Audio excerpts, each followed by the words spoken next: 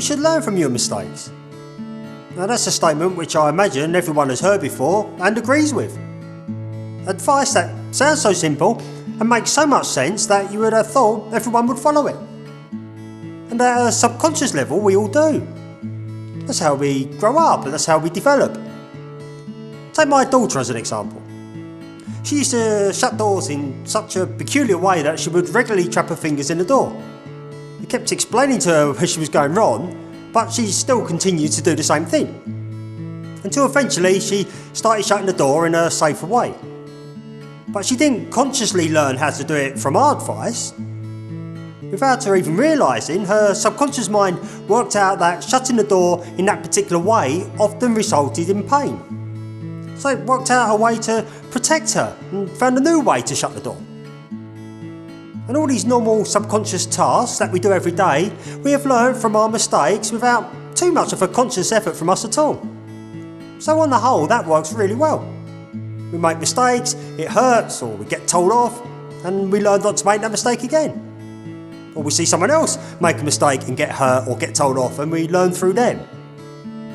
However, I do think we find it far more difficult when we have to make a conscious, deliberate effort to learn from our mistakes.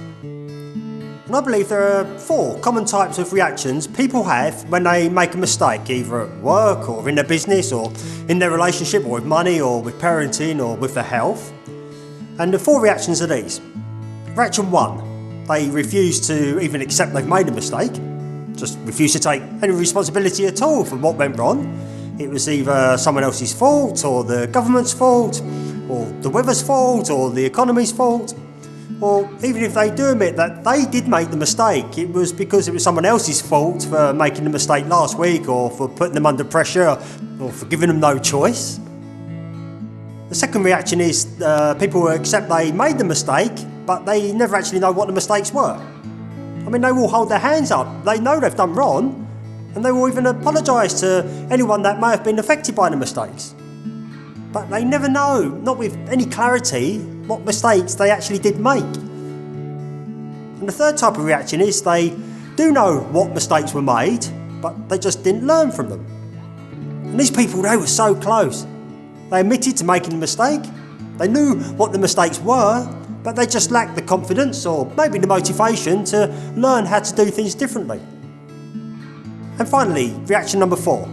They're people that know they've made a mistake, they learn from their mistakes, but they carry on repeating the mistakes anyway. Now this is self-sabotage. It's their subconscious keeping them imprisoned within the walls of their beliefs. And a quick example to help me explain what I mean by that. An overweight person can go on a diet, they can exercise and they will lose weight. They have learnt from their past mistakes. They do know what to do. They know which foods to eat to have a healthy, balanced diet, and they know what the best exercise for them is. But if their subconscious doesn't believe they could ever be below a certain weight, this is what's going to happen. They'll do all the right things, they will keep losing weight, right until the very brink of breaking through their subconscious weight barrier, and then, bang! They'll suddenly start binge eating junk food for absolutely no reason whatsoever. They'll suddenly stop exercising and the weight will start gradually going back up again. That's self-sabotage. Now that's a great example of what I mean when I always say you will always prove yourself right. Your subconscious mind will always keep you within the limits of your beliefs. Okay, so there are the 4 common types of reaction people have to mistakes they make. And all 4 of them waste the opportunity for people to learn and develop and stop themselves from repeating the same mistakes in the future. And so to stop that happening to you, here are the 5 steps you can use to actually learn and benefit from mistakes. Step 1. Learn from other mistakes first. Every mistake you have ever made, every mistake you have yet to make, has already been made by somebody else. So learn from them.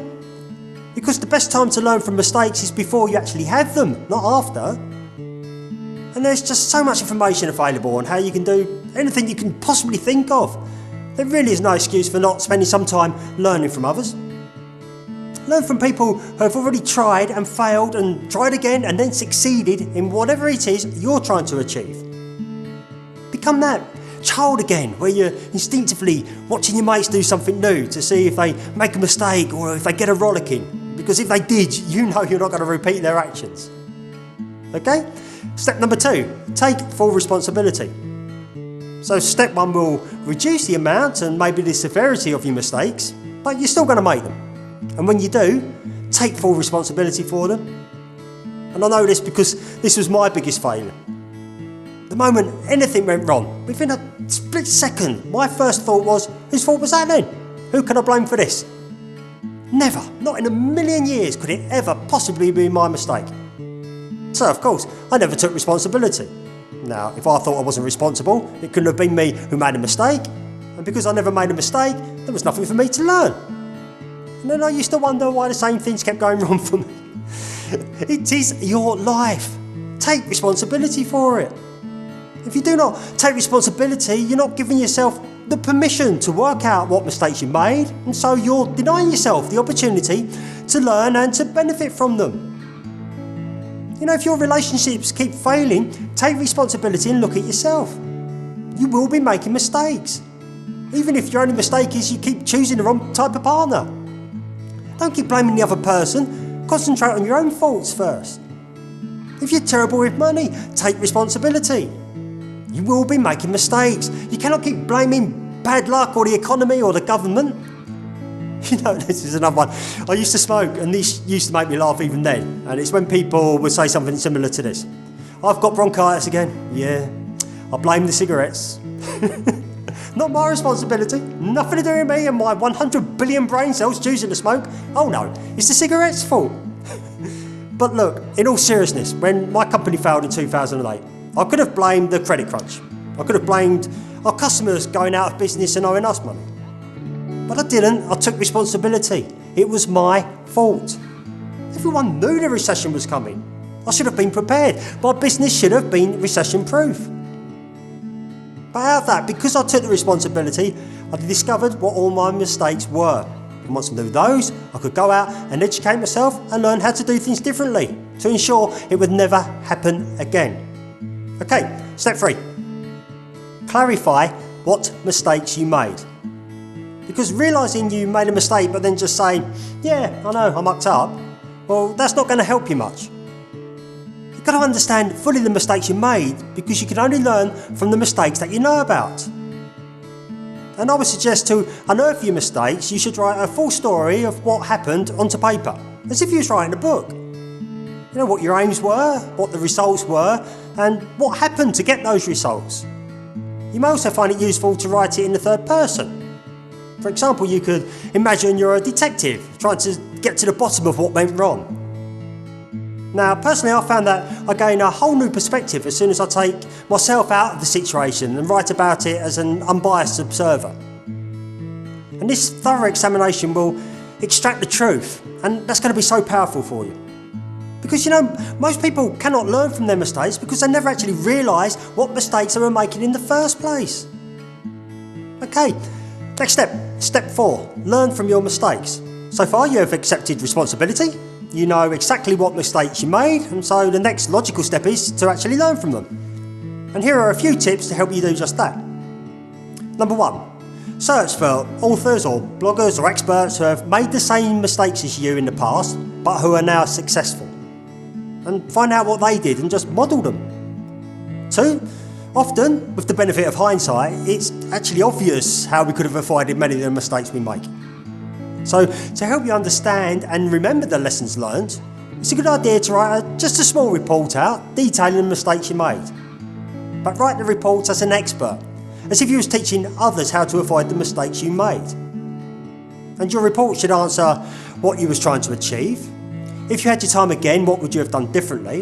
And what do you, as the expert, now advise others to do? 3, ask others for their opinions. What mistakes did they see? What's their perspective on what happened? You know, if they were you, what would they have done differently? Now be careful whose advice you take. Some may give you the answers that they think you want to hear. Some may feel uncomfortable being totally honest with you. But you know whose opinions you trust and respect. And as an outsider looking in, they may just provide you with some insight that you couldn't have possibly seen yourself.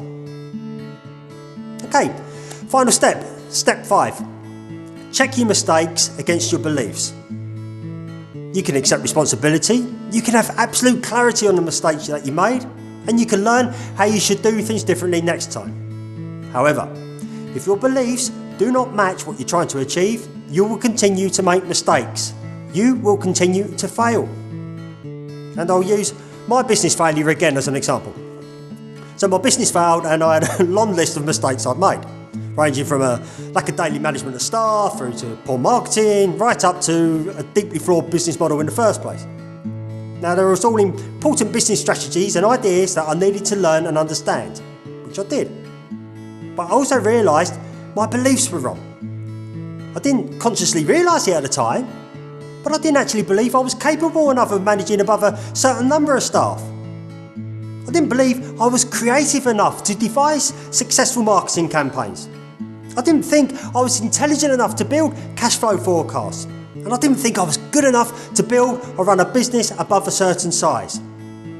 So if I would have just got away and studied and learned all the practical things, like how to manage staff and how to build successful marketing campaigns, or how to sell, or how to build a website and so on, then that would have helped me, but only up to the point of me hitting the boundaries of my self-beliefs. You know, I could read 1,000 books on how to manage staff successfully, but I still wouldn't have been able to build my company above a certain size because I didn't believe I could.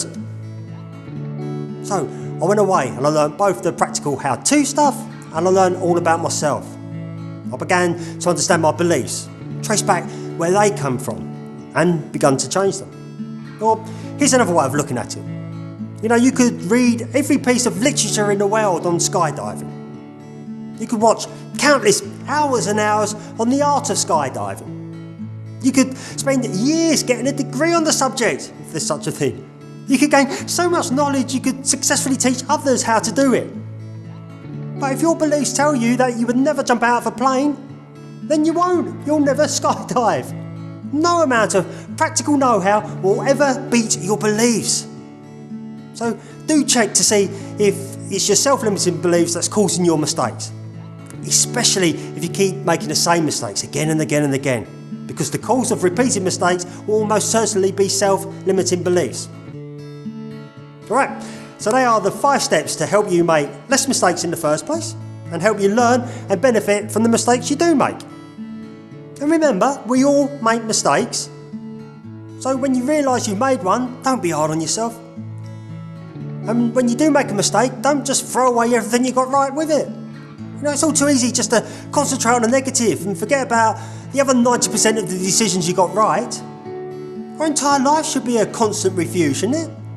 Nothing we have ever done has either been 100% perfect or 100% wrong. We should be continuously tweaking, assessing, improving and learning from the experiences we have in our lives. And also, don't overcomplicate the mistake. Don't be overwhelmed. Just be grateful that you realised what went wrong. Congratulate yourself for being brave enough to sit down, admit your mistakes and work through them and learn.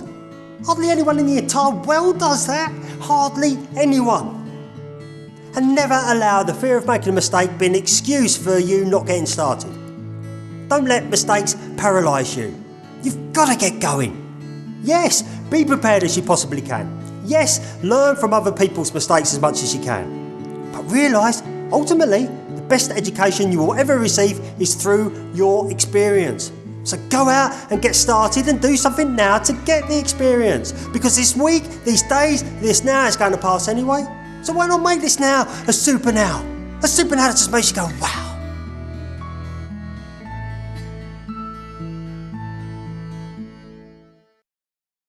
Hi, it's Grant J. Marsh, and I hope you enjoyed that episode. If you would like to receive further content and free training materials, please head over to supernowwow.com. If you would like to support the show, then I would be extremely grateful. Please subscribe to the show on iTunes if you haven't already, and leave an honest review of the show. Or, if you can put up with staring at me for each episode, you can subscribe to the YouTube channel Grant J. Marsh. Finally, I'll be absolutely thrilled if you join me on Facebook at Grant J. Marsh Fan. That's Grant J. Marsh Fan, where every day I try to post inspiring content for you. Thank you so much for your support. It means a lot. And remember, today's going to pass anyway. So make this now a super now that just makes you go, wow.